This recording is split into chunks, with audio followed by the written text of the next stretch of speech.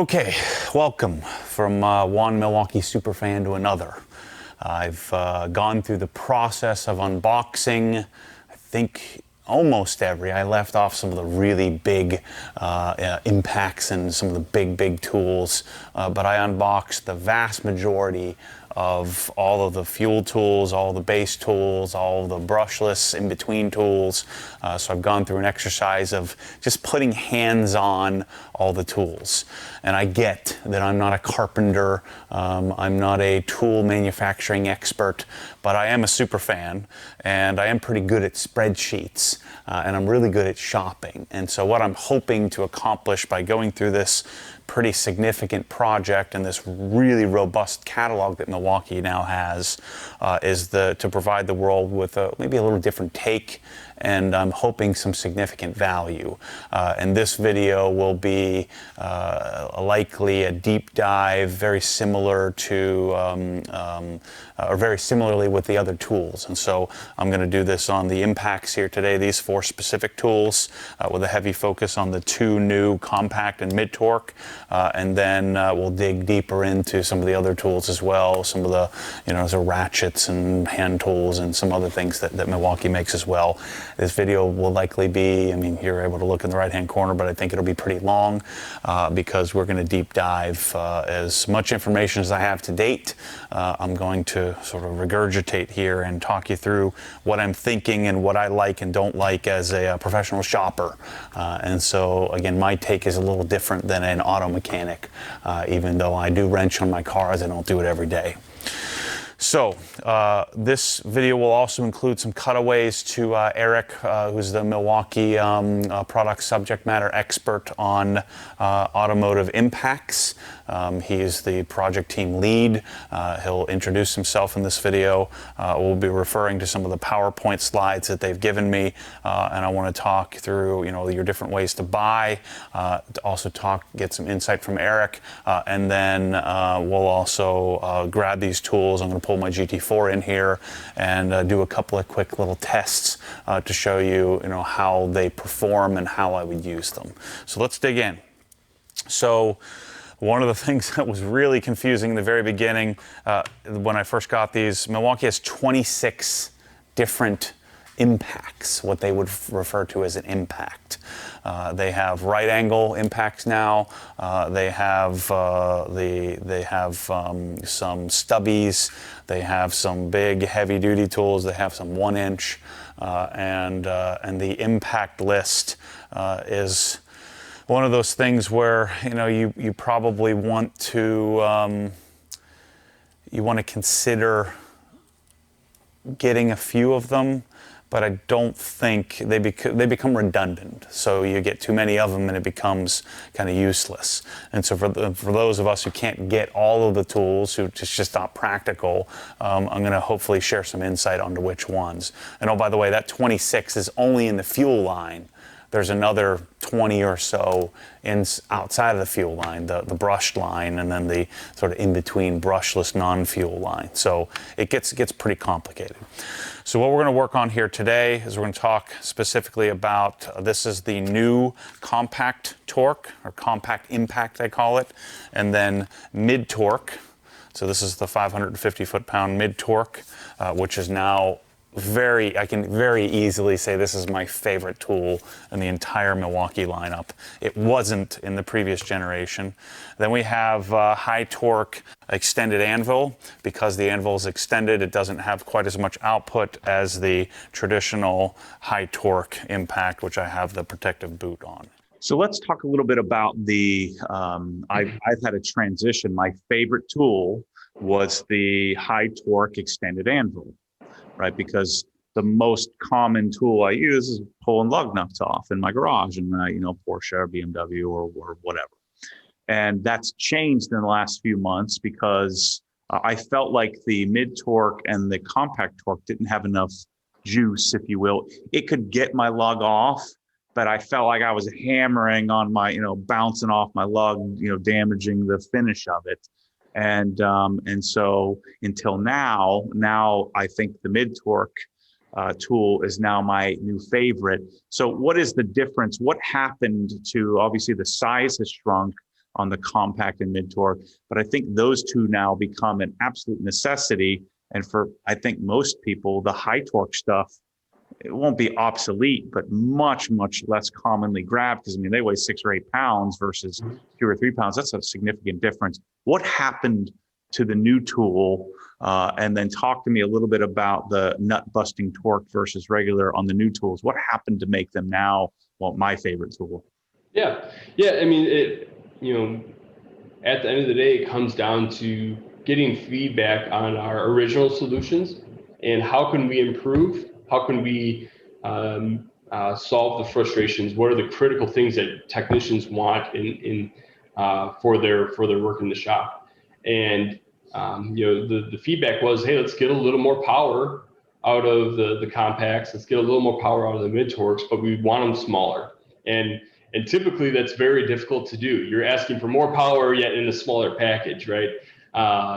It's kind of your physics is kind of playing against you there a little bit. But that's what our engineering team.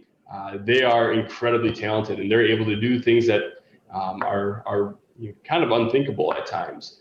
And so what we're able to do is develop solutions, develop mechanisms, give us the electronics that can support the increase in power, the increase in speed, and paired with our batteries, we're able to deliver solutions that get us more torque, that can handle those applications. Yes, lug nuts are probably one of the top applications that's done by a mechanic or technician.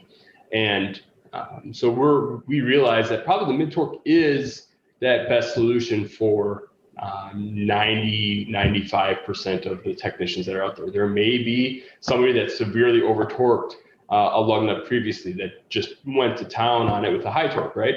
That you may struggle with, and that's where the high torque still has its place. Or if you're going to be, maybe a box truck comes in and you need to remove some lug nuts there that have been rusted and corroded, have been changed in years. So, I would agree with you where the mid torque is probably that go-to solution, just from overall ergonomics and that power to weight ratio that the mid torque provides for our users. It's kind of the best of both worlds in regards to weight and power. But the high torque still has its place, and I think that's what the users are faced with when they're maybe starting out in Milwaukee. Do I go with the high torque or the mid torque first? And it really depends on the type of work that you're going to see. If you're going to be dealing with passenger cars and light trucks, mid torque is probably your good go-to solution. Right, your first choice of. Whereas before I said, well, I'd rather just have the high torque. That way I had the headroom, and worst case I can. Now I feel like I've got headroom with the new mid torque that I didn't have before. And so now when anybody asks me what's the first tool, that's for every guy who's working in his garage, the very first tool I'm buying is a hammer drill, now the mid torque. Whereas before it was high torque, if you can swing the extended anvil of one key, go to that, because it has some luxury points to it. But the extended anvil is I think a real luxury, because sometimes it doesn't fit. Now you got this thing you can't take off. But yeah, the mid torque I am super pumped about, and it really, I think it looks sleeker, it looks more modern, it's got better lighting on it, and then obviously it has more torque. So let's go through some of the changes on the new compact and mid torque, and I just sold off the old ones. I wish I'd kept them so I could have shown you physically the difference, but we'll refer back to the PowerPoint sheets here. But they came out with the mid torque, and so this particular tool, they came out with the first iteration of this in 2017. So it's been around for a while, and this new version has a whole lot more capability. They added 50 foot-pounds of torque capability. So that's, I believe, fastening torque or torque output. And I always felt like the mid-torque was just a little too lean for removing lugs. And so this, prior to the new version coming out, the extended anvil high torque was my favorite tool. Now, this is much, much lighter weight than the big ones. And so it does become a bit more useful. They also shortened it, and so it's almost 3/4 of an inch shorter. I think it's, what does it say, 0.7 inches shorter, and so the tool does fit into areas that the other one wouldn't. And so that's a huge advantage, I think, to be able to utilize this thing, not just for removing lugs for me, but getting into tight spots. I used it on the Civic behind us here to do quite a bit of the suspension work. But this mid torque is super handy and almost renders the big boys, I wouldn't say obsolete for me, because these still may come in handy, but it's very rare that you need anything more than, this is 550 foot-pounds of torque capability. It's very rare you need anything more than that. And then the compact, so the compact version is this one here. The original compact came out in 2015. Now they increased the output of this by 30 foot-pounds over the previous generation, and it's a full 1 inch shorter. So the other kind of had like a beak on it, where I found the compact torque, or compact impact they call it, the slightly lower torque, I found it kind of useless in comparison to a stubby. I'd always use I'd rather have one of the stubby tools, which again are newer tools. But I think I've had the original Fuel compact for probably most of that time. I bought it as a Home Depot buy, one of those things into me trying to pursue a complete set, and I think I've used that tool 4 or 5 times, just never found it useful. But adding a little bit more output, shrinking it down, makes this tool quite a bit more useful. Again, I'm largely going to grab a stubby over this, so I would put this tool, in of these 4, I would put it 3 steps down the list, because I find that it's a little lean. It will break lugs, but it's a little lean in comparison to, I feel like I'm ratcheting on the lug nuts trying to get them off, versus just grabbing the slightly heavier mid-torque version. And then we have, again, one of my favorite tools. I would love it if they would do an extended anvil mid-torque, but having the extended anvil, 90% of the time I'm using a tool like this for taking off lugs. It makes it so that I'm not hitting the face on the wheel. I don't have to use grab an extension or an impact extension, even though again it has a little less output. I mean, how often do you need 1,100 foot-pounds, or I think this has 750 foot-pounds of fastening capability, but 1,100 foot-pounds of nut busting or breaking the nut loose capability. So I mean, how often do you need anything more than that? And then this is a 1-key tool. I'm not going to get into 1-key. I don't use it. The advantage of 1-key for many of you is that there are, especially on this impact, you have quite a bit of adjustment capability, which I just don't find necessary. But if you are fastening something often, over and over and over again, then I think maybe it could become useful, and you could set a torque setting. But I just find that maybe I should play with it more. But I find the 1-key, if they sold this in a non-1-key for $50 less, I would probably buy that. And then the final one we're going to talk about a little bit here today is the high torque version. So I have all 4 of these in my cabinet, but I also have it's a $14,180 set. Actually, let me give you the exact number here. I just finished what's going to be called the OG Master Collection like a few minutes ago. $14,104 is a 45-piece and 51 battery with 2 chargers set of tools. And these 4 made the cut for me, as part of the reason why I'm talking about and deep diving into them here today. So let's talk about purchasing versions or purchasing options. Let's just make sure there weren't any specs that mattered. Until we get into so I'm going to get into unboxing them, showing you how they come, and then we'll talk about the spec differences from a torque perspective. But these all come in 2 versions, with the exception of these 2 small. You can buy these in a let's say 2 versions, a kit and a non-kit.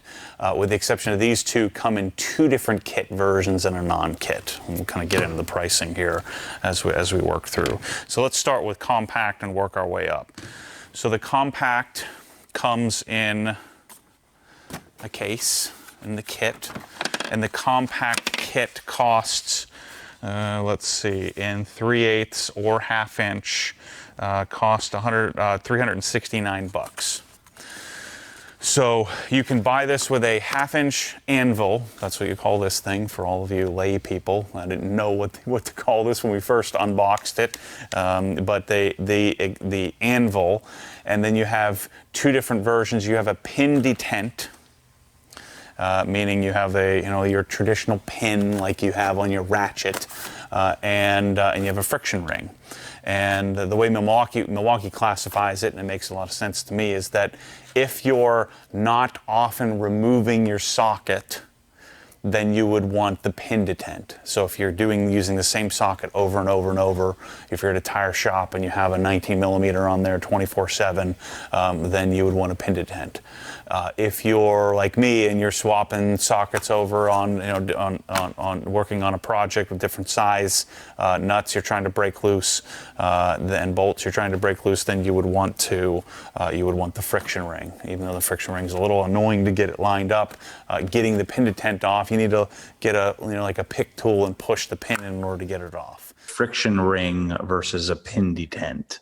And so what we're talking about is the anvil, a little square on the end of your impact or your fastening tool. You have the option. There's a little ring around it that kind of touches the edges of your socket, or you have a pin which fits in the little hole of your socket. I tend to look at this, and I want you to sort of correct me if I'm wrong, but if you need to keep the socket on the tool for whatever reason, and if you're not changing often, the pin detent would be the choice. But I believe in most applications, the friction ring, although sometimes it can be kind of annoying to get it right, it is considerably more modular to swap more often, not having to stick a pick tool or something. So tell us what your thoughts are on that. Yeah, I mean, Matt, you're 100% right. The pin detent is really meant for limited socket changes, or where you're working in elevated environments where you need to ensure that socket stays on that tool 100% of the time. And you don't typically see that in an automotive environment. That's typically more on your mechanical side, your power utility side, where that socket retention, when you're working 20, 30, 60, 80 feet up in the air, if that socket falls, that could be pretty dangerous, right? So that's why that solution is available for those two reasons: limited socket swaps, or if you're working in elevated applications. In the automotive environment, in the shop environment, friction ring is by far the most common solution that's out there, because depending on the vehicle that comes in, you might be working on 21 millimeter, 22 millimeter, 19, et cetera. You have a wide range of sockets that you're going to come in to on a daily, even hourly basis. And being able to quickly swap out sockets just allows our users to be more productive, and allows them to get the job done faster. And so that's why you see more users adopt to that friction ring solution, because of how frequent they're swapping their sockets. As mechanics, we're so conditioned to, we're so used to a ratchet, and you're used to pressing a little Craftsman button in the middle. And so my initial thought was, when I was picking my tools, I'm like, I'm going to want all the pins, and that's what we use. But then when I was using them, I can't get the darn thing off, and realizing that, well, that's why the friction ring exists on these tools, is for, I don't know, you want to call it rapid change, but regular changes of sizes when you're working on a car. Because again, not everybody's fortunate enough to have 10 different, quantity 10 of the same tool. And even I don't have that. And I sell the darn stuff. So eventually you don't want to be able to swap a 17 to a 19 or whatever. And so I think, I was interested if my experience was the same, and that friction ring applies for almost all instances. I chose to carry friction ring only tools and only special order the pin detent stuff, because it just made more sense to me. And that makes sense. You may have, there are some users out there that prefer the pin detent in that shop environment. they're definitely the minority in the field, but yeah, it's friction ring is definitely the most common because of how frequent you are swapping the sockets. So I like all of these in 1/2 inch. I don't know, it just makes it simpler for me than, like the Milwaukee guys are saying, well, wouldn't you want the compact in 3/8? I don't want it in 3/8. I just want to know that all of my impacts, with the exception of the stubbies, almost all of my impacts have a 1/2 inch on it. It just seems to make more sense to me. There's a few exceptions to that rule as I work through the kit and work through the details of this stuff. I'll show you, but I just think it's better to have a 1/2 inch on it. I don't know. It just makes more sense to me. I can always step it down if I need to with a whatever you call that thing. So when you buy this kit for $369, you get the case, and it gets super redundant, especially if you end up with 45 tools, you have a zillion cases. So I always, because I'm not traveling often with my tools, and if I was going to travel, I would want to put several of them in a bag. So a lot of times, some of these come with a bag. I'd keep one or two Milwaukee bags. But when you open up a case, it always comes like this. So this is brand new, off the shelf, right out of the box. This is the way it comes. And so this kit is a -22. So the way you can tell like, a Milwaukee, whether it has one battery, two batteries, or no batteries, is the last two numbers. So a 22 kit is generally, in an M18, is generally an XC 5.0, 3-year warranted battery, and it comes with two of them. One on the tool and one extra. It also comes with a charger, which you're probably going to punt. I don't use any of the chargers that come with the tools. This isn't a rapid charger or anything like that. It's just their standard M18 charger, M18 M12 dual charger. Plug into the wall. But I'm almost always going to just punt this or give it to somebody if you have somebody who needs one. And I use the big 6-bank rapid charger for the tool. And so the tools generally come, in case you're wondering, they generally come with about 1 bar of juice. So they do work, but not for very long, so you'll probably want to charge up the battery. The compact torque has 4 settings, setting 1, 2, 3, which would adjust your torque output or torque capability, and then it has a signal sensing, if you will, or a torque sensing setting as well, which is the 4th setting, which I always find myself using number 3 and then just modulating the speed on my own. And so you have speed 1, torque setting 1, speed 2, torque setting 2, and speed 3. I may be mistaken. I'm sure someone will correct me in the comments, but 1, 2, 3 may be the same torque. I didn't clarify that with Eric. So maybe someone can clarify in the comments for me. Is setting 1, 2, and 3, are they just speed settings, or are they speed and torque? Or are they independent of one another, or are they codependent? So help me out on that. And then you have your torque sensing option. All batteries clip on, they all use the same footprint, so any M18 battery, all the way from I guess it would be XC or CP 1.5 all the way up to an HD 12.0. Let's see if this fits. Yep. So all the new tools have an extended belt or pocket hanger. Right, so you hang the tool like so. Some of the original tools, this wasn't bent out far enough, so the new high output, the 21700 batteries that are in here, the HO batteries wouldn't fit, so you'd have to take this piece off. But the new tools have it. Let's see if, yeah, see, I took it off of this because this is an original tool, and it didn't fit around the belt clip, so I had taken it off of both of these tools because it didn't fit on there. But generally speaking, the 5.0 battery is more than sufficient. It's got nice balance, nice weight to it. I love the molded handle grip. Just a fantastic tool. And then, of course, the new version of the compact and mid torque have the new 3-pronged or tri-LED, which really does light up the area pretty darn well. So that's what the mid torque comes in. So there's Compact impact. 1, 2, 3, 4, 5, 6, 7 different versions of the tool, whether you choose pin detent, friction ring, or if you choose the amount of batteries. The 3/8, like I said, comes in a 2.2 CT version, which I wouldn't recommend. I didn't even look up the price of it, but the 2.2 CT is I think it's kind of clunky. It comes with 2 CP 2.0 batteries, so little thin guys. I don't even keep any of those around. I've gotten rid of all of mine. But one of the other things you could do, like I said, with a tool like this, Eric wouldn't clarify for me exactly what the difference is when you put an HO battery on some of these tools, but some of them, I would suspect, certainly the higher torque ones, when you put a high output battery, something in the internal circuitry will recognize that it can drive the tool a little bit harder. But we don't really know which ones do. He wasn't cueing me into that.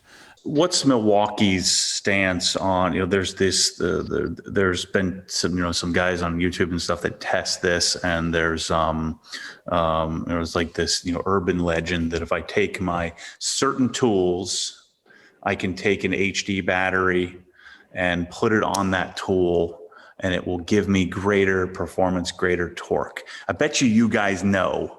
But how are we supposed to know? Is this bull crap? Is it real? I mean, tell me a little bit about, I'm looking for a little inside scoop on how do I know, am I not supposed to know? Is this bull crap that if I take an HD 12 battery and put it on my high torque, am I getting more out of it? How does that work?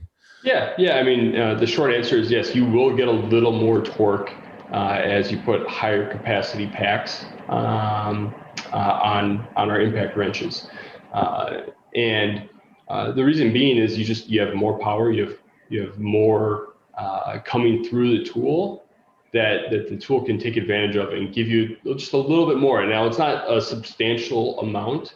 But these aren't published. This is not published. It's like an unspoken thing. So it is real. Yep. You guys just aren't going there. Is that? It's real, and typically what we do is we publish our specs based off of the batteries that they're kitted with, right?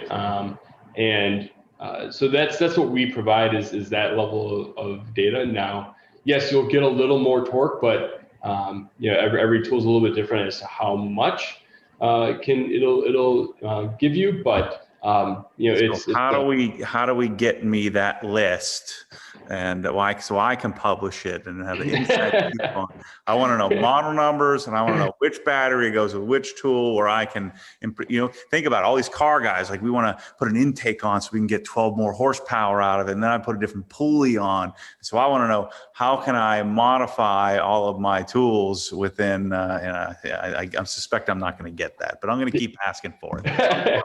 Yeah, we'll let you keep asking. Huh? We'll settle on that. I bet you there's an internal diagram that shows that. We have a pretty good idea. It's something that what we feel as we go through our planning for launching a program is what battery should be on this tool, and there's a number of considerations that go into it.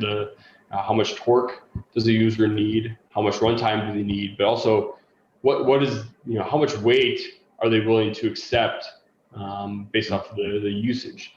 Yeah. And so you'll get a little more torque out of your 12 amp, your 8 amp hour battery,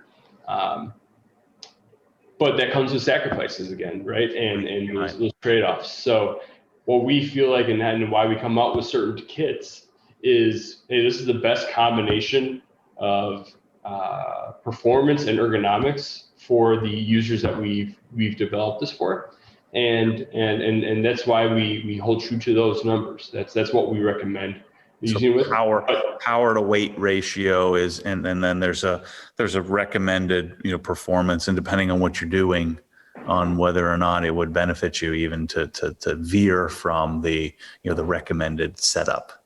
Correct. It's just that we all have a tendency to car guys all want to especially my type of car guy wants to modify and wants to, especially a modification that clicks in and is warranted, when you start, ripping things, cutting ECUs apart and modifying, that turns most people off. But, Sure. but yeah, that's something that I find fascinating is that, if I put a 6 amp hour battery on a normally provided 2 amp hour tool, am I going to get more performance out of it? And that's, that's specific to impact wrenches. It's not necessarily the case across all power tools. But for impact wrenches, yeah, you'll get a little more performance out of swapping the pack. So this kit here is, like I said, $369. You can also buy this in a tool-only version. Tool-onlys look like, just grabbed one off the shelf, but here's the tool-only version. There's no really need to open it up. It comes without any batteries, and it usually comes in a much smaller box, a little bit more shippable. But that's generally how the tool-onlys look for all of the separate Milwaukee tools. So let's talk mid-torque. So mid-torque comes in the same amount of variants. So it comes in, 7 different versions. Same thing, you can choose 1/2 inch or 3/8, and you can choose pin detent or friction ring. Actually, I think, so that means there's another 3, so there's 10 variants, because the 3/8 comes in a pin detent option as well. Once again, I certainly like this in a 1/2 inch. It's debatable whether you go 1/2 inch or 3/8 on the compact, just to have that variety in your arsenal. But I certainly would get this in 1/2 inch. Gosh, look how pretty the new tools are with gunmetal. So 2 XE 5.0s. 5-year warranty on the tool, 3-year warranty on the batteries. Milwaukee has you just go to their website and you type in your serial number, and they'll give you either a return authorization to service it or a replacement. They're pretty freaking awesome about that. The tools generally come with there's a little bit of sort of oil on here, like a kind of an oily finish they put on the metal, probably to keep it from any corrosion or anything in case this sat on the shelf for a number of years. But same idea here. You got your forward, reverse, and then you've got your 3 different settings plus the 4th torque sensing, 3 LED lights, a little bit heavier, a little bit heftier device, but the main difference is you're going to get more torque output, and we'll show you on the lugs on my GT4. Same story here, where you can get this in a kit, non-kit. Pricing on this is $219 for a tool only, and $419 in both pin detent and friction ring in a kit. It's what is that? $50 more than the compact version. Again, if I'm going to have one tool in my life, this is it. I love this thing. Love it, love it, love it. Didn't love the previous generation mid-torque. Barely used it. This thing I've used certainly weekly, if not a couple of times a week. So then if we talk a little bit more specifically about the higher output ones, again, these are not, and I'm not going to open these up for you, but these are not new. They've been around a little longer. The extended anvil version comes in both tool only and non-tool. I think it's $350 and something like $480 or something like that. You just go to obsessedgarage.com. I have these set up in the store. And then, yeah, same thing for I think this one's $450. You can get in tool only or other. Now, another thing I didn't mention about the mid, so the compact and mid, they do have a rubber boot, and the rubber boots look like this. I like it. I like putting the black rubber boot on the tools and drop it on the ground, banging off stuff, hit the paint of the wheel or something like that, or powder coating, and I don't have to worry about it quite as much. These are generally $45 to $55 for the boot. This is what they look like and how they come. I'll have those in the store as well, but they do have a boot version for each one of these that are $55 a piece. So let's talk specs, and the simplest way to do that is to read the back of the box. So compact torque. Now, Milwaukee has a bunch of different torque specs, but you have the ones that matter would be your fastening torque and your nut busting torque. So if you think about this one, I was looking at the specs when I first was reviewing and going through and unboxing this stuff. I hadn't really thought too much about it. What the heck's the difference? One of the really confusing things when I did the first unboxing videos was there's nut busting torque, there's max torque, there's all these different torque specs. Which one matters? Yeah, it's Difference. Yeah, so the torque numbers that we put on our packaging is our fastening torque and then our nut busting torque. And the nut busting torque is that max torque value that this tool can deliver over X number of seconds, right? You may have to hammer on it for a little bit, but at the end of the day, this tool can deliver that amount of torque in specific applications, right? So what we provide is that maximum amount of torque, and that's what our nut busting torque numbers are. It's the maximum amount of torque that this tool can deliver based off of our testing. And there are going to be applications that it really depends on the type of work that you're doing. You may exceed that number, or you may come in a little bit lower depending on the application. Every joint is different and reacts differently to an impact.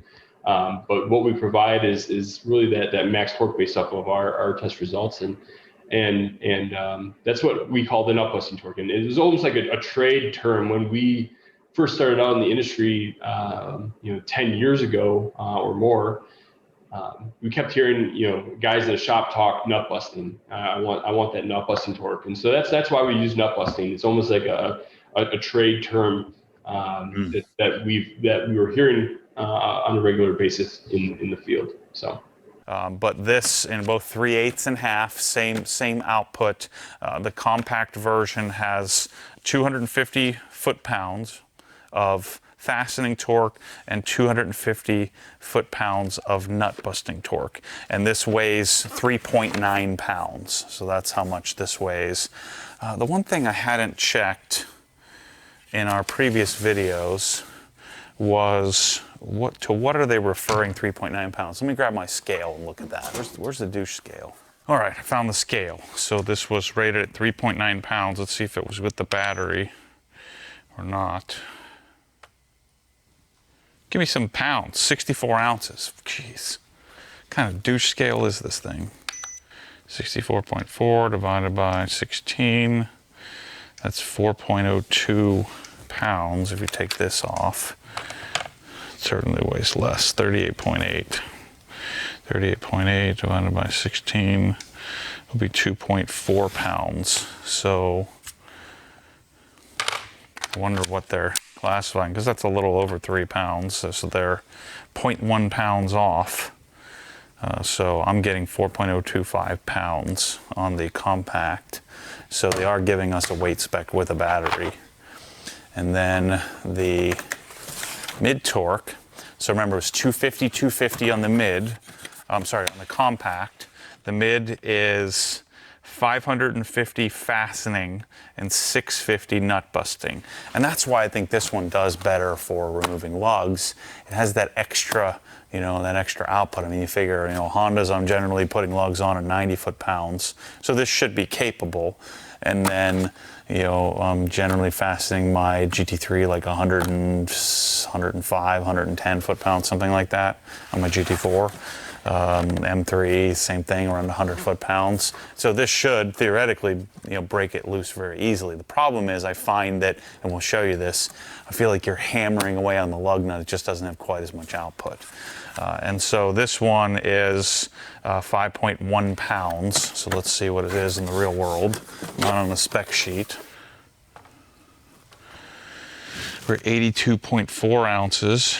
82.4 divided by 16 would be 5.15 pounds. So they're pretty close.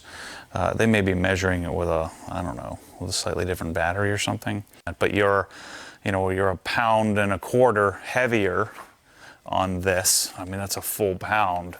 So if this had the same output, you'd always want the smaller tool. But I think it's worth the effort here, worth the output.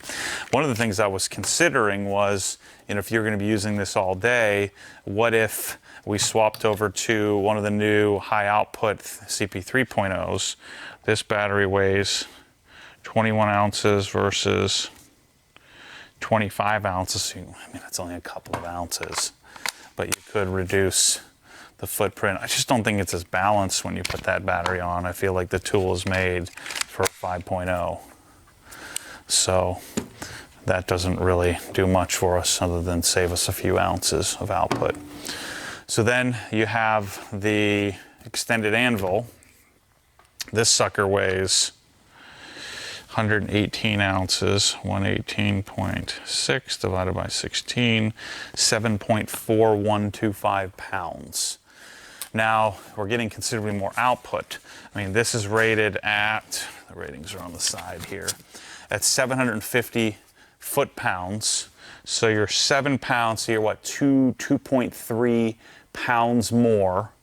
So 2 pounds and 200 more foot-pounds of fastening capability, 1,100 foot-pounds of nut busting torque. So you're, what is that, 450 foot-pounds of more, you know, ability to break nuts loose more. And then of course you get the extension of the anvil, which is nice to have. But that 2+ pounds, that 50% more weight of this tool versus this tool is pretty significant. I mean, this is almost a two-handed deal where, depending on where you're at, this obviously isn't going to get into the same area as well. So this was my favorite tool that's now been replaced by the new mid-torque. Then we have our high torque, high output. This one is even heavier, 125.9 divided by 16. So this is 7.86 pounds, so 7.9 pounds. So it's a half a pound heavier for even more output. And this sucker, you can even feel it in the container. So this does 1,400 foot-pounds of nut busting and 1,000 fastening. So you're what, 25% more fastening capability. My guess is, you know, you can see the size difference. So the electric motor is likely slightly more robust. My guess is they also hold this back a bit too because of the extension of the anvil.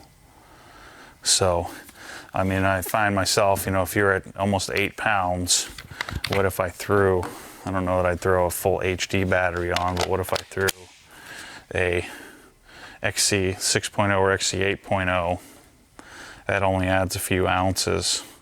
138.3 divided by 16, 8.6. So it adds, well, let's see, what's the difference here? 38 ounces versus 25. So it adds like 3/4 of a pound.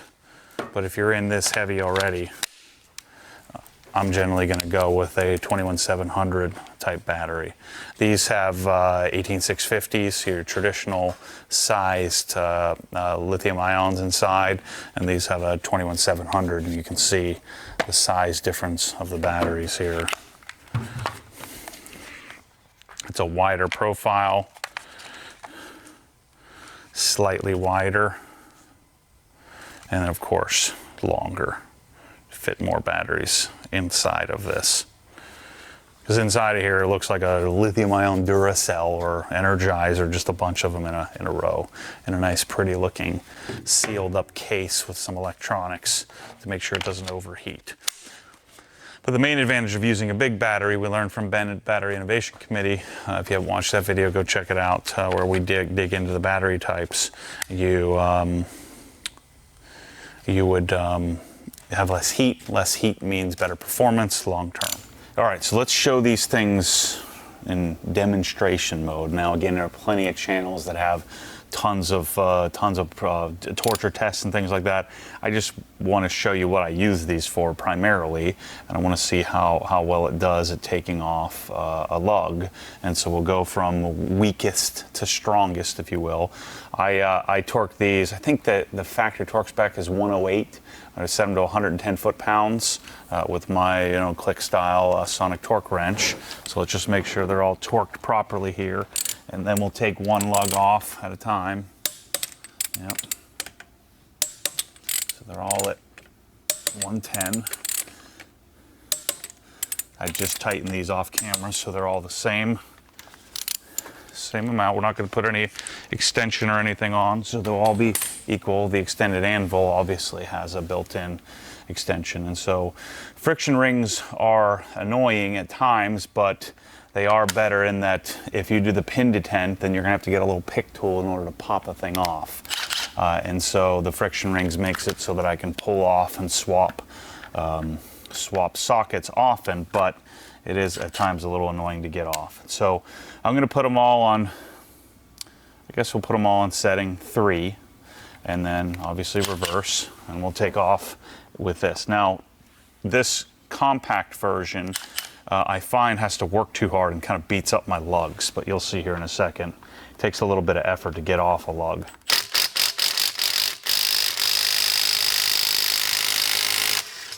So it does it, and it has 250 or so foot-pounds of nut-busting torque, but you saw how much effort I had to put in order to get that lug off.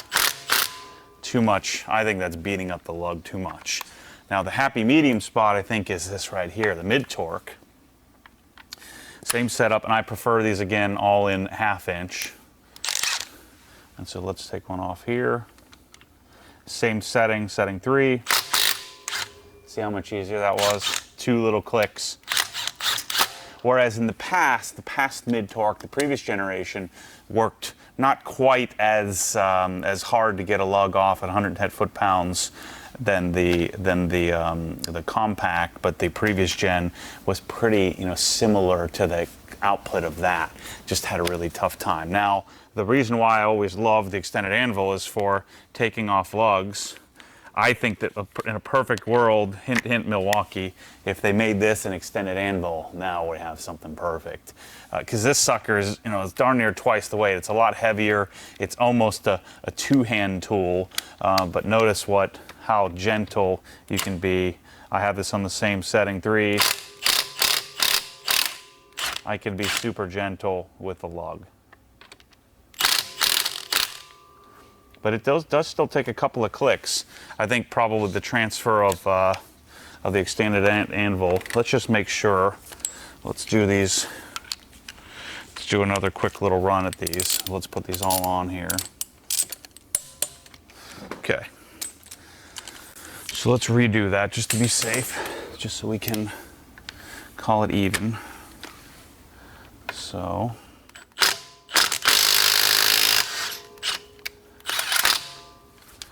That was the little compact guy, which certainly works. But if you like your lugs pretty like I do, that was more like it. So it took a couple of trigger pulls. It's almost like the one that I took off wasn't at 110. It seemed like it came off too easily. Here's the guy. Could also be, now this has setting 4. Let's try that. Yeah, similar. So just feel like it's beating up the lug a little less, but it's so much heavier. And then you got the big guy, which has the most output. Put this on setting 3. Quite a bit heavier than all of them. You can just feel the capability of that.